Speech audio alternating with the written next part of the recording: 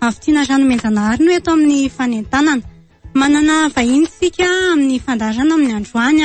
miadana fampiaim privat. Izy no tompona andraikitra kianja sy fiofanana eo anivon'ny ONG Tontso. Miarabanao privat? Miarabanao Avitina, miaraban'ny teknisiana ihany koa ary miaraba an'ireo izay manjoy antsika amin'izao fotoana izao.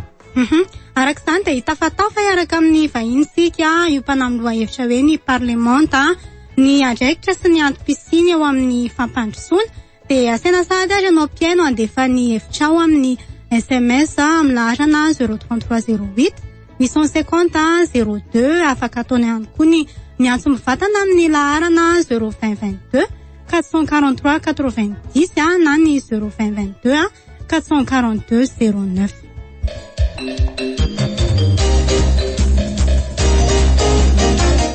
Soamiampita.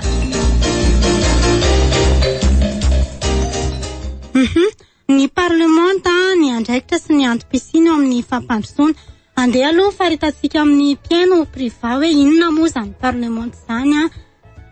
alohan'ny fampiresahantsika ny mikasika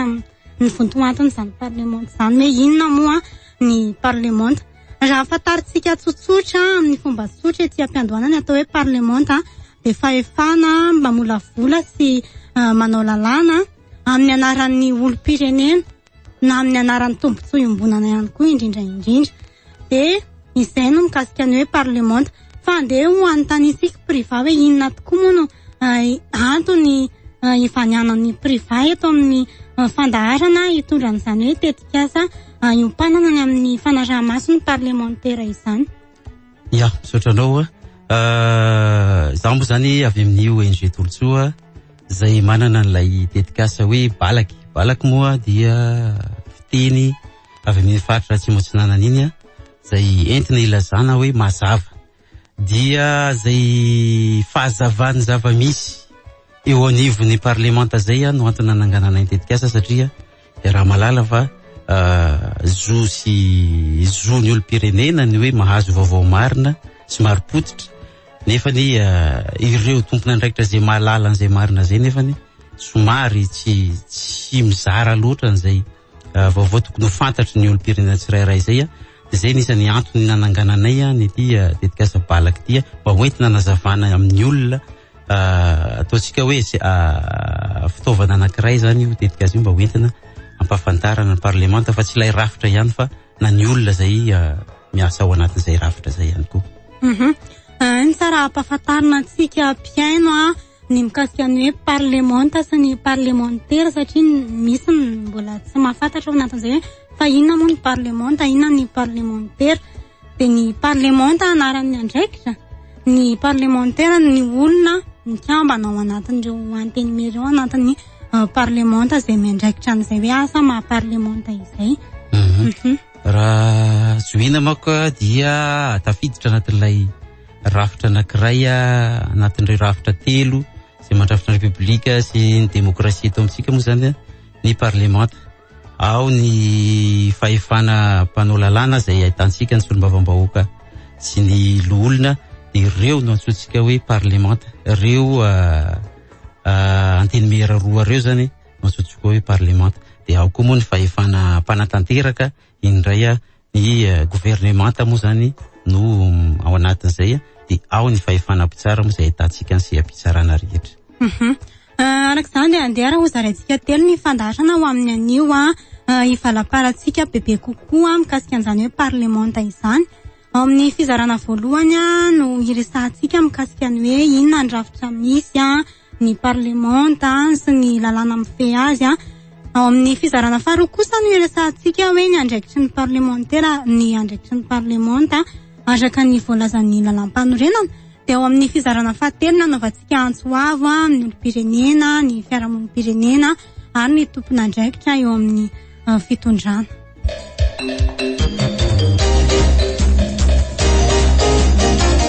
Soamiampita.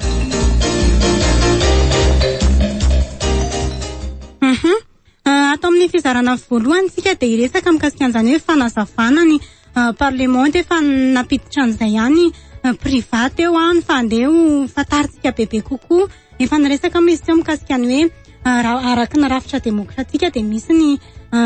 fahefana telo mazava tsara ny hoe ny fahefana mpanao lalàna izay misy ny parlementa, ny fahefana mpanatanteraka ny gouvernementa sy ny fahefana mpitsara. Ao amin'ny lalam-panorenan'ny repoblika fahefatra, ao amin'ny fizarana fahatelo mikasika ny firafitry ny fanjakana, dia hita ao amin'ny zanam-pizarana faharoa no milaza izay hoe fahefana mpanao lalàna izay. Ya, ny mpanao lalàna moa araka ny resantsika teo izay ahitana ny antenimieram-pirenena sy ny antenimieran-doholona. Dia ny ao amin'ny antenimieram-pirenena moa no antsointsika hoe solombavam-bahoaka ny ao. Ny aty amin'ny antenimieran-doholona moa no antsointsika hoe loholona. Izy ireo raha ny andraikitra izay napetraka aminy dia manolotra lalàna izay aloha zany dia zony anankiray izay tafiditra amin'ny andraikitra an'izay araka ny lalam-panorenana, dia manana andraikitra manova lalàna ihany koa zareo, manana izay fahefana manova lalàna izay ihany koa zareo, dia manana fahefana mandany lalàna raha ohatra ka na avy amina solombavam-bahoaka zany na avy amin'ny gouvernementa ilay lalàna, dia mandalo amin'ny ireo antenimieram-rotonta ireo ny fandaninan'izay. Ny ahitantsika an'izay fanazavana izay nentin'ny privaty eo izay moa mikasika ny hoe antenimieram-rotonta dia hitantsika ao amin'ny andininy fa 7 ao anatin'ny lalam-panorenana. Fa raha hiresaka kosa isika mikasika ny hoe ny fiasan'izy ireo izany hoe ny fehim-potoam-piasany dia raha ny eto ambanimasika eto izao dia misy ny laharana andininy ny lalàna ao amin'ny lalam-panorenana andininy fa 7 dia milaza fa 5 taona ny fehim-potoam-piasana ifidianan'ny olom-pirenena azy ireo, fa mbola misy dingana ihany koa nefa ao anatin'izay fifidianan'izay, satria samihafa ny fifidianana ny antenimieram-pirenena, samihafa ny fomba ifidianana ny antenimieran-doholona. Raha iresakitsika hoe ny ao amin'ny antenimieram-pirenena dia ny olom-pirenena mihitsy no mifidy mivantana, izany hoe mandalo fifidianana mivantana. Dia misy lalàna moa izay 24 tsipika 40 mifian'izay hoe fifidianana ny solombavam-bahoaka izay. Izay ny tsara ampahafantarina antsika hoe ny solombavam-bahoaka dia ilay olona miasa eo anivon'ny antenimieram-pirenena izay vidintsika olom-pirenena. Dia ny fifidianana azy moa dia efa araka ny nambara teo hoe fifidianana mivantana. Dia ny mikasika ny fifidianana ny antenimieran-doholona indray no mazavain'ny priva amintsika. Ya, tafiditra tokoa abdy amin'izay tetikasa izay ihany fampafantarana na ny fomba nalanin'ireo olon'ireo sy izay andraikitra izay tanisantsika eto. Efa voalazanao teo ny any solombavam-bahoaka, fa ny any loholona izay tsara marina aloha fa 12 ny isany amin'izao fotoana izao. Ny 12 amin'izy ireo dia fidin'ireo mpifidy vaventy. Izany hoe raha tsy nzaraina dia 2 isaky ny faritany zany fidin'ireo mpividy vaventy. Fa ny iray ampahatelony kosa dia tendreny filoham-pirenena zany. Zay zany no mandrafitra n'ilay antenimieran-doholona, zany hoe raha ataontsika kady tsotsotra zany dia 9 no tendreny filoham-pirenena, dia 12 araka ny voalaza teo no fidin'ireo mpividy vaventy. Mikasika an'izay hoe fanendrena izay moa zany efa nanazava ihany priva fa mikasika ny hoe fanendren'ny filoha amin'ny repoblika izay loholona ray apahatelony izay dia eo ny hoe ny angalana ireo mpisolon-tena avy amin'ny hery ara-toekarena, ny ara-tsosialy, ny kulturaly no ny fahaiza-manao ny hita ao anatin'ny lalam-panorenana avokoa moa izany. Raha mikasika an'izay hoe fifidianana loholona izay dia hitantsika ao amin'ny andininy fa 120 ny lalam-panorenana. Fa tsara tsindrina ihany priva ao anatin'izay hoe ireo asa anankiroa ireo, ireo antenimiera roa ireo dia tsara ampahafantarina ny mpiaino antsika fa tsy azo atao no mampirafy, tsy azo aprafesina ny asa hoe sady anao solombavam-bahoaka no anao loholona ao anatin'izay. Raha ny lalàna moa zany hoe ny rehefa toerana anankiray ka na tonga teo ianao tamin'ny alalan'ny fifidianana dia tsy azo ampifadiana amina andraikitra hafa amin'ny alalan'ny fifidianana ihany koa zany. Fa iverenao kely fotsiny makasika ny antenimieram-pirenena sy antenimieran-doholona, raha ilatsaka ho fidiana ho solombavam-bahoaka ny olona anankiray dia 2 taona dia efa afaka mirotsaka ho solombavam-bahoaka. Fa kosa raha te hirotsaka ho loholona dia miandry 40 taona zay vao afaka mirotsaka ho loholona. Zay zany anisany mahasamihafa anireo antenimera roa tontareo. Mitovitovy ny andraikitra ny samy afaka manolotra lalàna, mandany lalàna, manova lalàna izy roa, fa zay firotsahana zay aloha zany dia efa mahasamihafa azy. Ny isa efa mahasamihafa azy. Eo ihany koa misy fahefana zay mampiavaka ny antenimera roa tontareo. Ohatra raha misy fahabangana ny toeran'ny filoham-pirenena dia fantatsika fa ny filohan'ny Sena no afaka amin'izay zany zao fahefana mampiavaka ny Sena zay. Fa ny aty amin'ny antenimiera-pirenena indray manana an'izay mampiavaka azy koa izy ny amin'ny lafiny fahafahana mandrava ny gouvernemanta ohatra anisan'ny mahafazy zay tsy anana lolo. Mikasika an'izay moa dia hijirantsika ao amin'ny fizarana faharoa ny andraikitra ny parlemanta araka ny voalazana lalam-panorenana fa efa nahavoazay SMS sahatsika ato hoe salama tompoko nahoana io parlementaire io no ilaina ny dia ho resahantsika izay ato anatin'ny fizarana faharoa amin'ny fandaharana hoe ny andraikitra ny parlemanta araka ny voalazan'ny lalam-panorenana.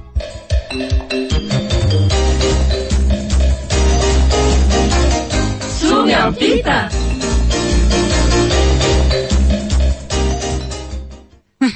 Efa natsidiky privat teo ihany moa zany mikasika ny hoe asan'ny parlemanta ny asan'ny antenimera roa tonta fa ato anatin'ny fizarana faharoan'ny fandaharantsika dia iompana bebe kokoa na zava-bebe kokoa an'izay hoe andraikin'izay nisy ihany koa ny namana izay efa nandefa SMS hoe inona moa ny ilana andry zareo reo hoe tena ilaina tokoa ve zareo reo sa hoe ataontsika hoe gesta fotsiny ilay izy. Dia ato anatin'ny fizarana faharoa no anazavantsika amin'izay jerentsika voalohany aloha hoe manao lalàna ny parlemanta ny antenimera roa tonta moa zany mpanao an'izay lalàna izay mamolavola lalàna. Dia izay no hidirantsika bebe kokoa aloha amin'izay resaka hoe fanaovana lalàna izay. Ia ny lalàna moa eto amintsika zany raha ny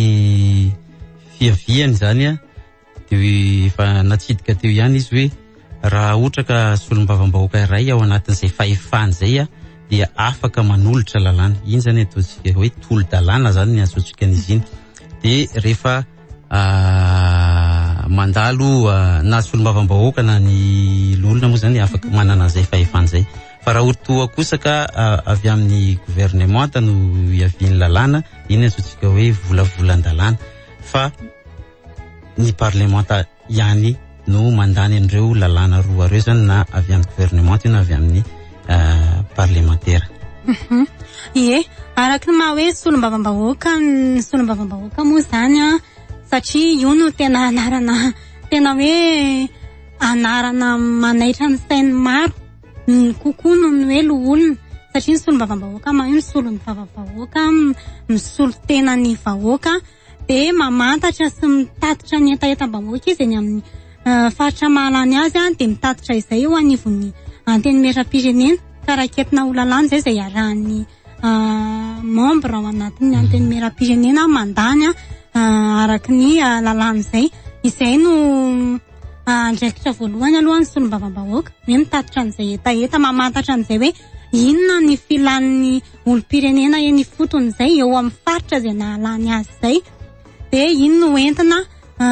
manao an'izay hoe lalàna izay resitsika ohatra iresakitsika mikasika ny hoe lalàna mifeny teti-bolam-panjakana privat. Ia tsara marihana fa ny solombavam-bahoaka zany rehefa lany izy dia solombavam-bahoaka ny Madagasikara no iantsona azy. Izany hoe ny zavatra rehetra dinihana sy lanihana eo anivon'io antenimera-pirenena io na ny antenimera-ndolona moa dia makasika ny Madagasikara. Marina fa lany tamina faritra anankiray, distrika anankiray ny solombavam-bahoaka. Ao moa ny anankiray manana solombavam-bahoaka iray, ao manana roa. Marina fa lany evany izy ireo fa kosa ny fisokafan'ny ady hevitra sy ny fitondrana lalàna eo anivon'ny parlemanta dia makasika ny vahoaka malagasy iray manontolo satria rehefa mandalo ny dingana rehetra ny lalàna iny ka lany ary miatra eto amin'ny firenena dia miatra ho an'ny malagasy iray manontolo. zay zany irosoko makaty amin'ny resahanao teo hoe lay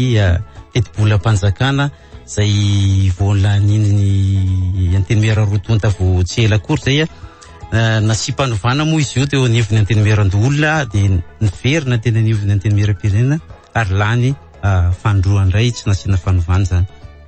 dia mahakasika ny fitantanam-bolam-panjakana amin'ny taona ho avy io zany. Izany hoe rehefa namaky an'io ny solombavambahoaka na ny loholona dia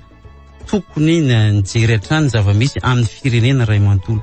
na dia ekena fa ny any aminy no fantany kokoa fa izay no entina misaina amin'ny makaty amin'ny ankapobeny zany satria raha ny tokony ho izy zany raha ny tokony ho izy rehefa lany ny tetibolam-panjakana anankiray tokony fantatra ilay solombavambahoaka na ilay loholona hoe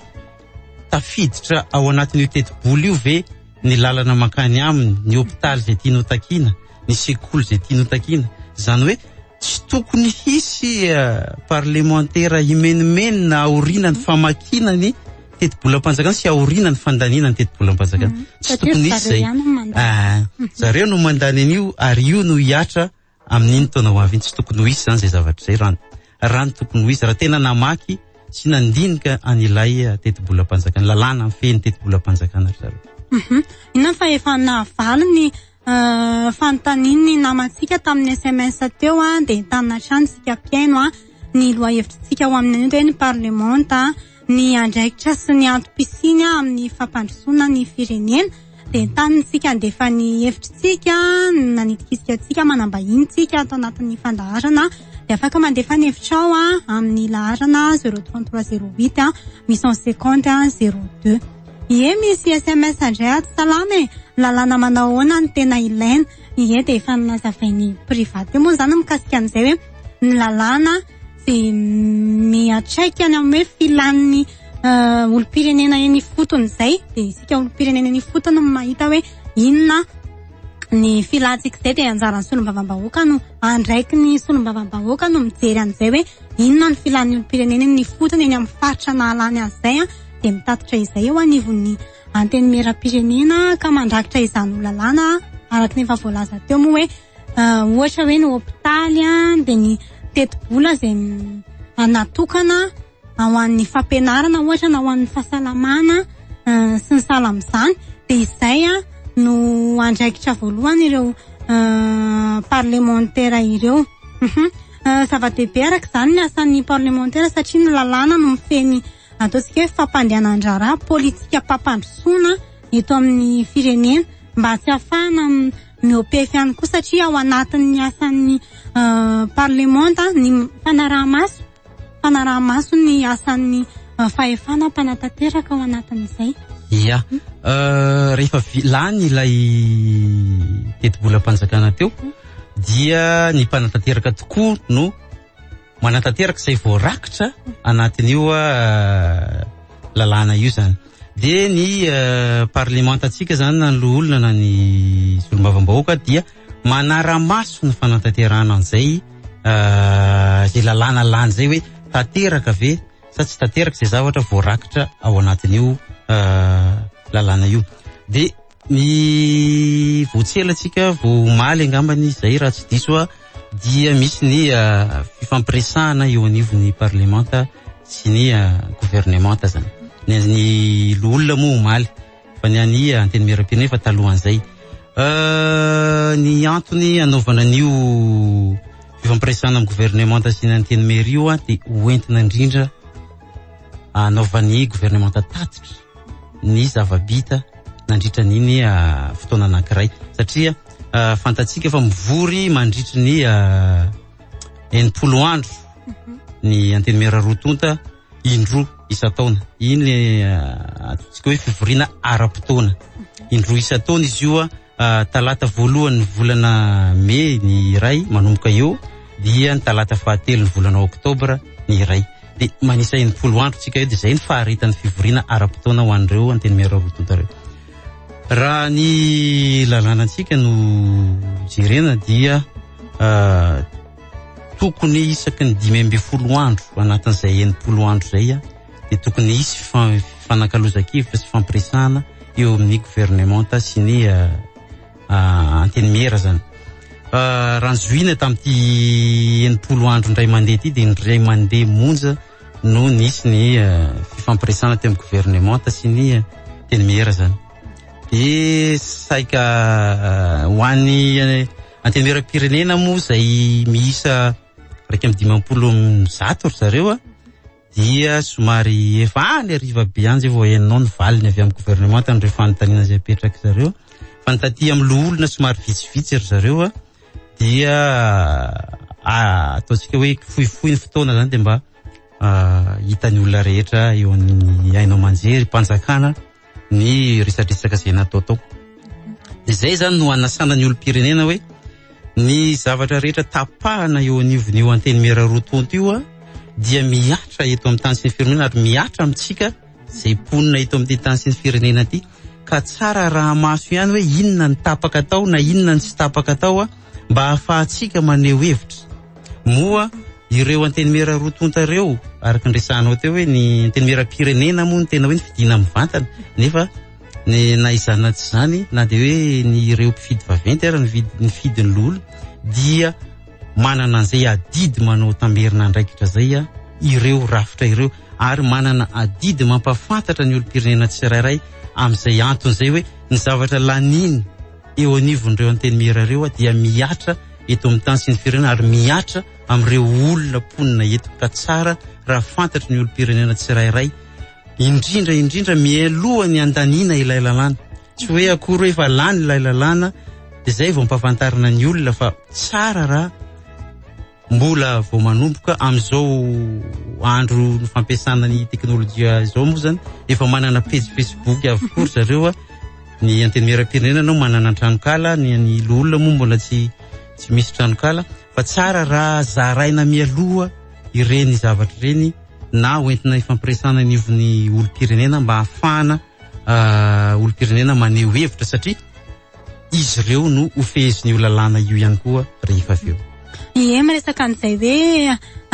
jidy sy andraikitry ny olom-pirenena izay ihany priva dia tsara ihany koa ampahafantarina antsika olom-pirenena fa afaka manao ahitaky ihany koa isika olom-pirenena na vondrona eny fotony na ny fiarahamonim-pirenena raha misy ny atao hoe lalàna tiatsika ho apetraka na asipanitsiana na ho asipanivana ihany koa dia afaka manao ahitaky mikasika an'izany tsika fa zany hoe tsy maintsy mandalo amin'ireo fahefana ireo moa zany mikasika an'izay satria ao anatin'izay misy ny hoe commission spéciale dia raha ohatra ka misy ny lalàna mialatsiny amin'ny teny vahiny raha ohatra ka misy ny lalàna tiatsika ho apetraka ohatra ny miresaka fahasalamana ohatra misy lalàna tiatsika ho teterina dia afaka manao ahitaky mikasika an'izay tsika dia mijery hoe iza ilay vondrona ao amin'ny parlementaire miandraikitra an'izay fahasalamana izay ohatra hoe na resaka fananantany iza no vondrona miandraikitra an'izay resaka fananantany izay dia afaka manao ahitaky mikasika an'izay isika olom-pirenena amin'ny adidy sy andraikitra maha olom-pirenena antsika fandraisantsika andraikitra ihany koa izay ahafahana mamaly ny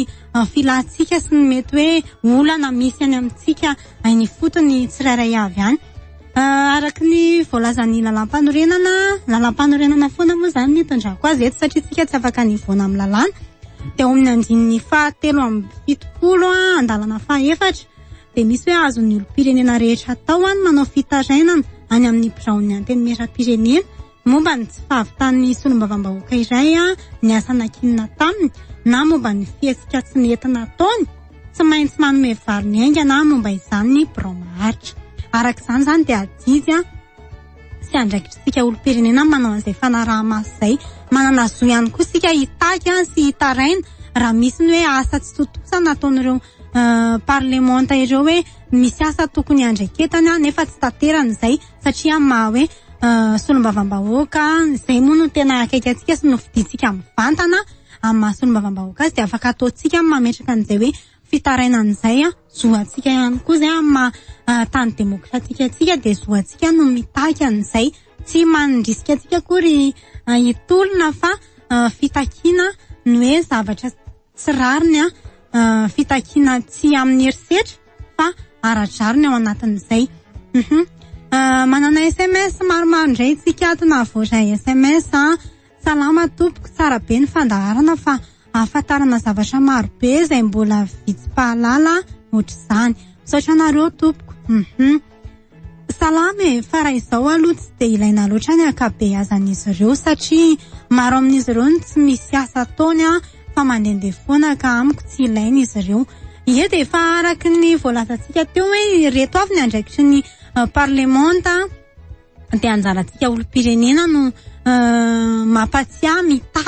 mitaky azy ireo, mampatsiahy hoe nanahona ny andraikiny, manara-maso ihany koa isika olom-pirenena indrindra fa tsy miandry fotsiny ao anatin'izay dia isan'ny adidy manandraikitsika olom-pirenena izay mba ahafahantsika misitraka ny zontsika hoe hisitraka fahasalamana, hisitraka fanabeazana dia anjarantsika satria miainga amin'ny fandaniana lalàna avokoa izany rehetra izany raha ny fandresantsika teo fotsiny ny teti-bola dia anjarantsika olom-pirenena no manara-maso sy ny teny ny etaetantsika mikasika an'izay hoe asa sy andraikitry ny parlementa izay. Inona no mahatonga hoe misy lalàna sasany malaky be ny fandaniana azy dia misy ela mihitsy toy ilay mikasika ny toaka gasy. Raha ny lalàna makasika ny toaka gasy aloha zany dia teo anivon'ny antenimieram-pirenena izy iny, lany izy iny ary teo anivon'ny antenimieran-doolona izy tsy nidinian zareo aloha izy zany hatramin'izao fa any anaty armoire any angambany voapirina iny zany aloha hatramin'izao. Ny antony verenao kely ny antony mahita an'ilay fanontaniana eto dia hoe anisan'ny antom-pisin'ilay tetikasa Balaky mihitsy ny tondra an'izay fanazavana izay amin'ny olona hoe ny andraikitra amin'ny maha-mpanao lalàna, amin'ny maha-mpanara-maso ny mpanatanteraka, satria izay tafiditra amin'ny andraikitry ny antenimiera avokoa izay fa kosa misy raha ny tokony ho izy zany raha ny tokony ho izy dia anaovan'ny gouvernementa tatitra amin'ny fandaniam-bola, ka raha misy fandaniam-bola tsy mazava dia azony antenimiera atao ny manokatra fanadiadiana izay hitantsika moa ireo fisokafana fanadiadiana samihafa eo anivon'ireny antenimiera reny. Fa nisaritako ny saitsika olom-pirenena ny antenimieratsika ireo dia misy lalàna zay hoe siady zay omeny fanjakana vola izy ireo zany hoentina amin'ny fampandrosoana moa zany ilazan'zareo azy fa atsika zany ampafantarina ihany hoe misy an'izay vola zay omena an'ireo parlementatsika ireo hoentina anaovana fampandrosoana. Izany hoe raha jerena ny lalàna zany dia sady mpanara-maso ny gouvernement izy no lasa ohatrany hoe membre ny gouvernement ihany koa satria lasa mitantam-bola ihany koa zany. Tsy ahivitsika teo hoe manara-maso ny gouvernement izy anaovan'ny gouvernement tatitra, anaovan'ny mpikambana amin'ny gouvernement tatitra ny mpanao lalàna. Ka raha toa izy ka mikirakira ny vola io zay ohatrina moa izay raha tamin'ny lalàna teo aloha izy dia 300 millions d'ariary ialako tsiny amin'le teny frantsay, dia amin'izao fotoana moa izy lasa 500 millions d'ariary izy io ao amin'io lalàna siady io, zany hoe mahazo an'izay ny parlementa tsirairay avy. Raha teo aloha izy io isaky ny distrika no mahazo azy, fa fantatsika fa misy distrika anankiray indraindray misy olom-bavam-bahoaka roa arakaraky ny isan'ny mponina moa zany, indraindray ray dia lasa isaky ny olom-bavam-bahoaka no isaky ny parlement no mahazo an'izy io. Ka tsara fantatsika olom-pirenena zay mba ahafahantsika manara-maso ihany koa hoe nataon'ilay parlementa inona moa zany vola omena azy zany. Fa amin'ny fomba fijerinay fiarahamonim-pirenena aloha dia tsy mety izany hoe mpanara-maso ny fitantanam-bola-panjakana no mitantam-bola-panjakana ihany koa izy dia misy fifangaroana zany ao arakasa raha ny fijerinay azy. Fijerinay moa zay fa rehefa notaniana moa zareo parlementa reo dia miteny hoe tsy zahay akory no mikirakira n'ilay vola fa zahay mamaritra fotsiny ny asa zay ho ampiasana ny vola io nefa ny raha mamaky an'ilay lalàntsika fa hita ihany hoe zareo ny tena tompony fahefana amin'ny fampiasana ny vola io. Ka tsara ho fantatsika olom-pirenena izay hoe maninona ny lalàna no hoe vetivety dia lany eo anivony anteny mera rotonta. Iny zany raha ny tokony ho izy araka ny resantsika teo dia mamaky ary manao fanamariana ny solombavambahoaka tsirairay satria ny vahoaka malagasy no feheziny io lalàna io rehefa avy eo fa tsy zareo rery akory. De hoe tokony hifanaraka amin'ny filan'ny vahoaka malagasy. Raha ny lalàna amin'ny feno tetim-bolam-panjakana fotsiny jerentsika dia vetivety tokoa dia lany. Fatatsika fa ny lalàna dia milaza hoe ny 30 oktobra ny tokony tonga tany amin'ny farafatara ny tonga tany amin'ny parlemanta le lalàna feno tetim-bola aloha zany. Iny aloha zany dia efa tara, efa tsy nanaraka an'le lalàna zany le fe-potoana tongavany iny tany aloha. De ny fandaniana azy koa mbola vetivety dia manasa antsika aloha hijery n'ilay atevin'ilay lalàna feno tetim-bolam-panjakana de hoe ampina makiny zareo sy nandiniany zareo an'le izy ve zay fe-potoana fo izay de zay no anjarantsika olom-pirenena no ny tsara zay. Fa ny tena zavatra anankiray koa ifarana anio na rapitso farafatara ny ity fivoriana ara-potoana faharoa amin'ity taona ity dia raha ny lalàna anatiny mifeny anteny mera-pirenena aloha zany de ahitana soratra mihitsy hoe tokony hanao tatitra zareo amin'ireo vahoaka zay nifidy azy amin'ny distrika zay niaviany avy ny mahakasika ny zavatra nodiniana sy tapaka nandritra an'izay 80 andro nivoriany teto zay. Eo koa ny sariako atsika olom-pirenena hoe zotsika ny mitaky an'izay tamberina andraikitra zay de ampitaina amintsika hoe ifarana izy zao tokony verina eny anivon'ny distrika tsirairay avy ireo solombavambahoaka ireo dia anjarantsika ny mangataka aminy hoe inona ny zavatra tapaka sy nandritra an'izay 80 andro zay. Naninona no lany vetivety ilay lalàna feno tetim-bolam-panjakana 2024. Inona no naresy lahatra n'ilay solombavambahoaka nandany azy na inona no naresy lahatra azy tsy nandany an'le izy. Zay zany tsara ho fantatritsika olom-pirenena zay. Ie. Fa iverenako kely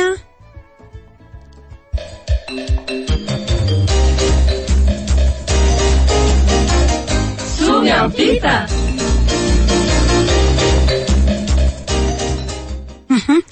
Fa iverenako kely mikasika an'le hoe maninona no misy lalàna sasany malaky be de misy ny sasany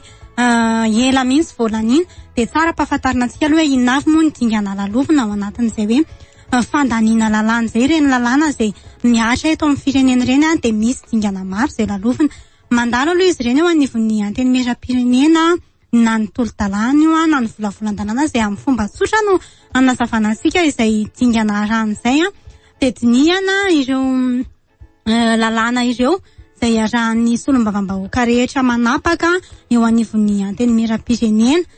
De rehefa voadiniky ny solombavambahoaka ka lany eo anivon'ny solombavambahoaka izay eo anivon'ny anteny mera-pirenena izay lalàna iray izay de mandeha makany amin'ny anteny meran-doholona indray de ny anteny meran-doholona indray ny sénateur indray no mandany azy avy eo sy ny mandinika azy manao ahoana ilay lalàna de eo ry zareo no mijery hoe mety misy tsiampy ve na mety misy fanamariana ve ka raha eo izy mahita hoe mety misy tokony hanampiana na misy tsy mazava tsara de mamerina an'izay lalàna izay indray miverina makany amin'ny anteny mera-pirenena indray iny lalàna iny de eo no ataontsika hoe mifampipasipasy ve ilay mifampipasipasy eo no iantsoina hoe navette moa izy navette parlementaire amin'ny teny vahiny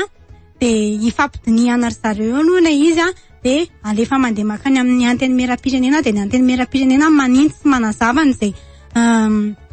tokony ho ahintsy ao anatin'izay de mandeha fazandrany amin'ny anteny meran-doholona zay hodiniany sénateur indray ka raha mbola tsy afa-po de miverina ry amin'ny anteny mera-pirenena indray de sahala amin'izay. Fa rehefa lany eo anivon'ny anteny meran-doholona kosa ny lalàna de efa raha maso amin'izay zany hoe manaraka ny lalàm-panorenana ve satria araka ny efa fantatsika de ny lalàm-panorenana no lalàna faratampony indrindra miatra eto amin'ny firenena de jerena ilay lalàna hoe mifanaraka amin'izay hoe lalàm-panorena amin'izay ve rehefa lan'ny anteny mera rotonta de eo amin'izay ny filoham-pirenena no manao soniany zay lalàna zay sy ny mametraka ny fe-potoana amoahana azy de avoaka eny amin'ny avoaka amin'ny fomba ofisialy eny amin'ny gazety-mpanjakana de ampiaritsika amin'izay ny lalàna ao aorianan'izay de sahala amin'izay raha tsoritana tsotsotra moa zany ny atao hoe dingana lalovana amin'izay fandaninana lalàna zay, de zay no maha hoe elana aingana ny fandanina ny lalàna zay. Fa hotohizana ilay noresahan'ny private eo mikasika an'izay hoe manentana antsika olom-pirenena, de ho resahantsika zay ato anatin'ny tapany fahatelo ny fandaharana.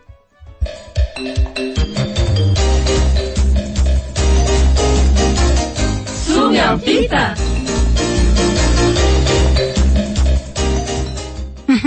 Ato amin'ny tapany fahatelo ny fandaharantsika de anao antsoavo amin'ny tompon'andraikitra sasokajiny, anao antsoavo amin'ny olom-pirenena, anao antsoavo ihany koa amin'ny fiarahamonim-pirenena, de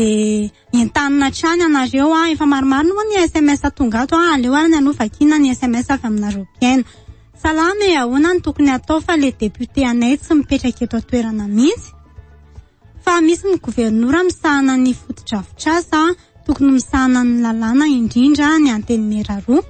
Noho izany de tokony misahana bebe kokoa ny lalàna ry zareo ary tsy tokony miandry ny session vao mivory. Ilaina foana izy ireo mivory mandavataona tahaka ny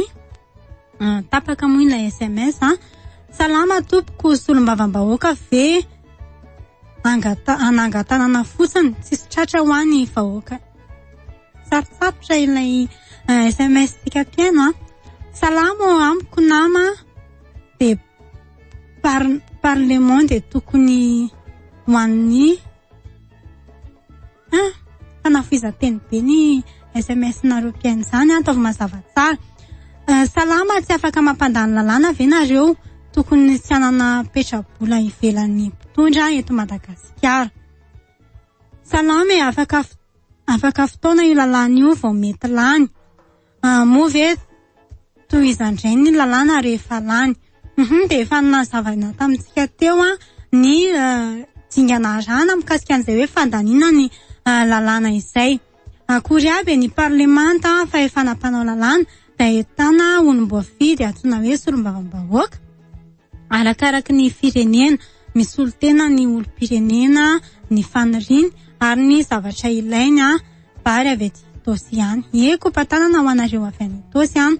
Salama mba manentana ny député avy aty Androy amin'izao tsy fisindrano zao, mba tena haneo ny asany fa mijaly ny vahoaka ny vidy azy ireo. Salama tompoko misaotra anareo roa mianadahy mba manao izao fandaharana izao, mba ahafantaranay ny momba n'izany fa ny député aty aminay aty aloha de tsy misy ilana azy. De anjarantsika olom-pirenena no manara-maso sy mitaky an'izay hoe asa tokony ataon'ny solombavam-bahoaka, asa tokony ataon'ny parlementa izay. Tsara ho fantatra ny aloha ny ao anaty teti-bola de sora-bola fotsiny, fa tsy hoe tena misy ilay vola, fa arakaraky ny ananan'ny fanjakana ny tena vola. Moa ve ny olona ny gadra iaran'ny lalàna. Tokony tsy lanina mihitsy ny toka gasy fa manimba fiainan'olona.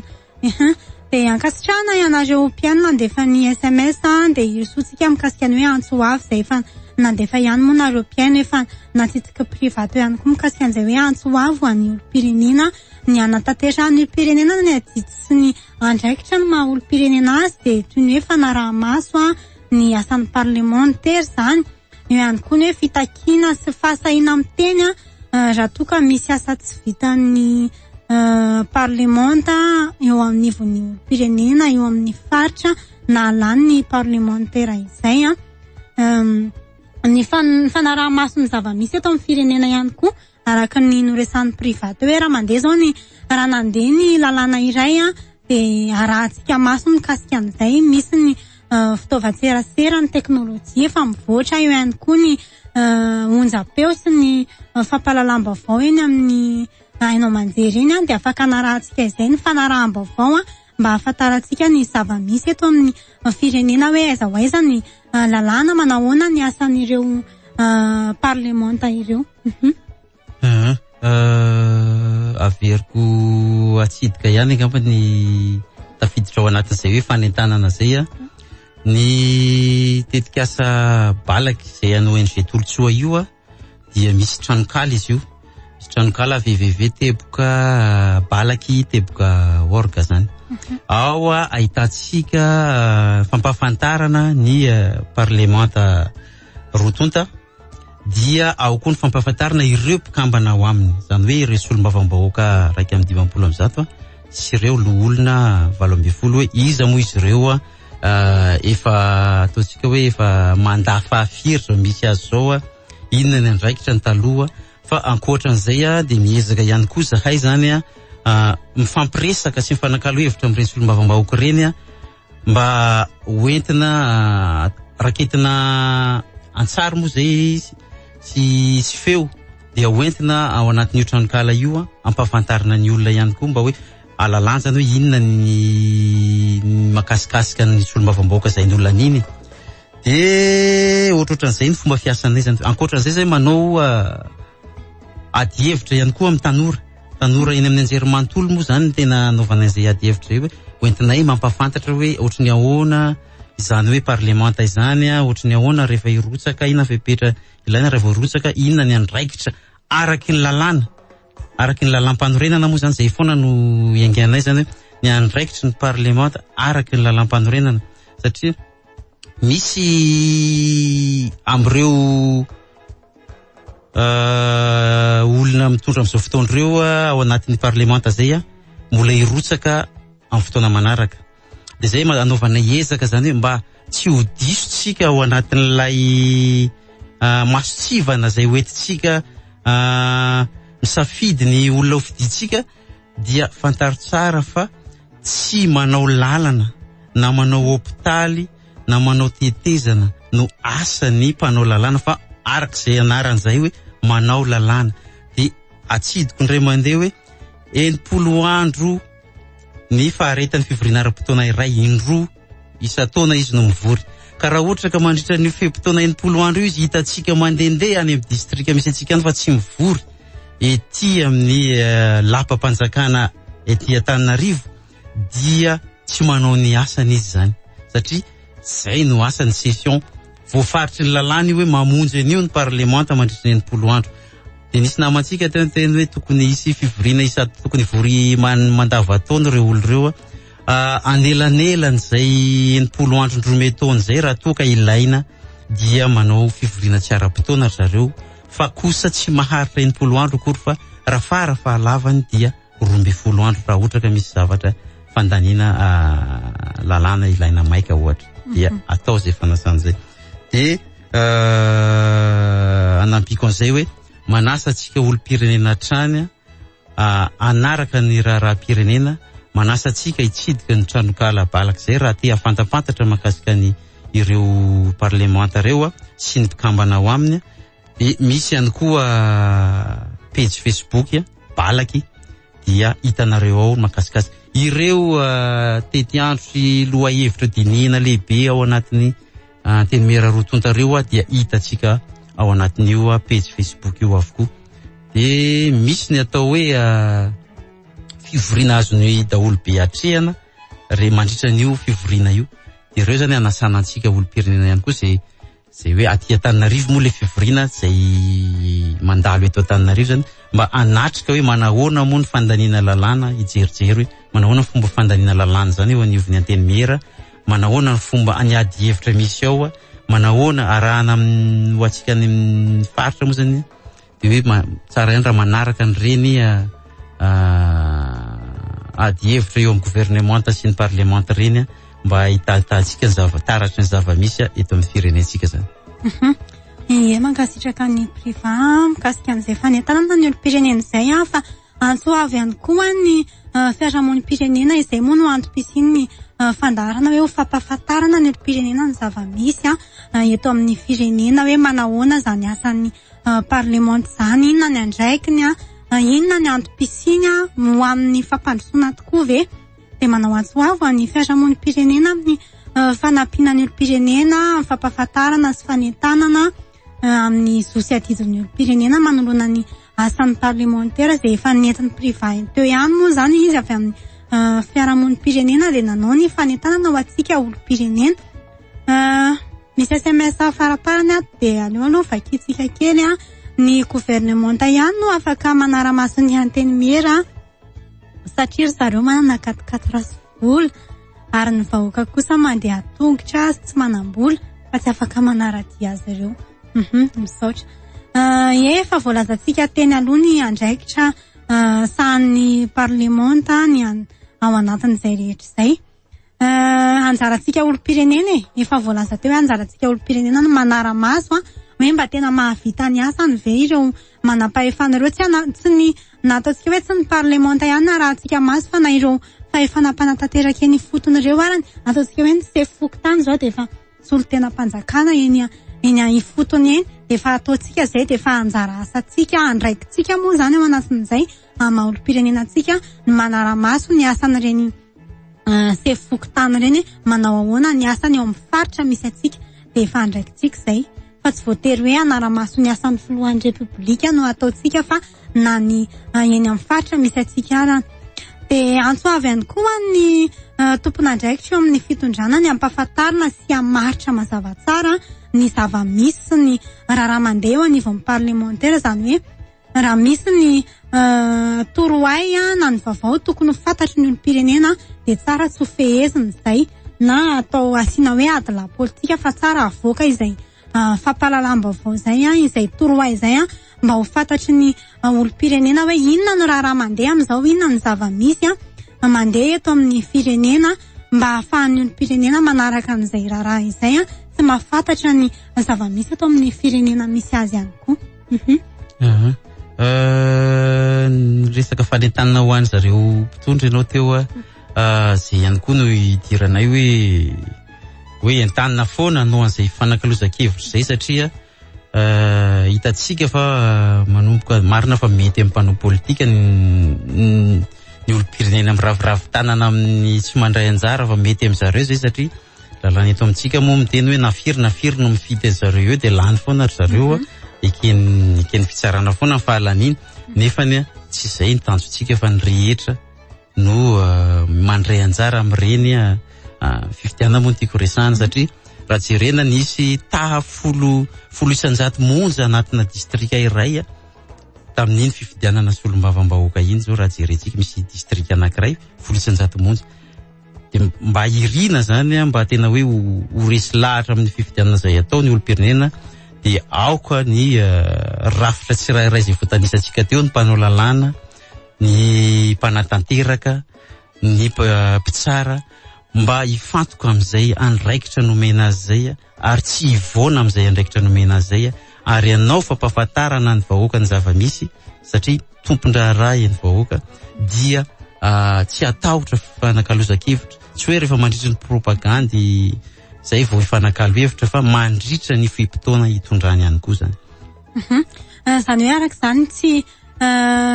tsy tokony tsy mila hifampitsabaka mihitsy moa zany tsy mifandray mihitsy izay fahefana ara-demokratika araka ny rafitra demokratika zay fahefana telo zay araka ny nambaran'ny privat teo fa mahaleo tena avokoa ireo fahefana telo ireo dia samy nanao ny asany ny eo anivon'ny fahefana mpanao lalàna dia manao lalàna manara-maso ihany koa ny fampanarahan-dalàna izay ihany koa nanaovana antsoavy sy fanentanana hoe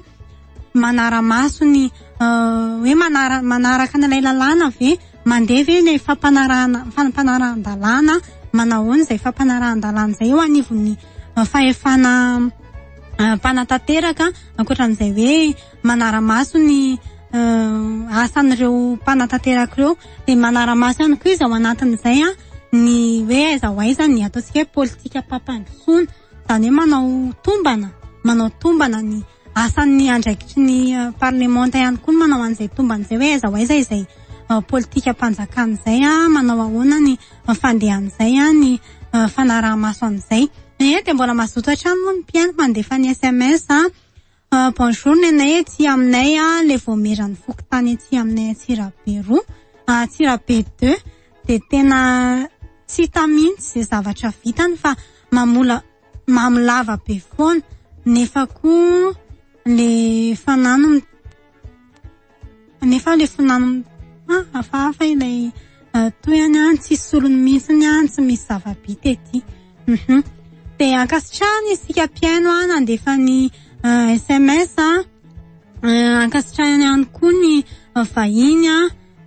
nanaiky ny fampizara tamintsika teto ny mikasika an'izay hoe lohahevitra hoe ny parlementa ny andraikitra sy ny antom-pisiny eo amin'ny fampandrosoana ny firenena satria teo natsapana tokoa fa maro zany ny olom-pirenena mbola tsy mahafantatra an'izay hoe inona tokoa moa ny antom-pisin'ny parlementa atao inona tokoa izy ireo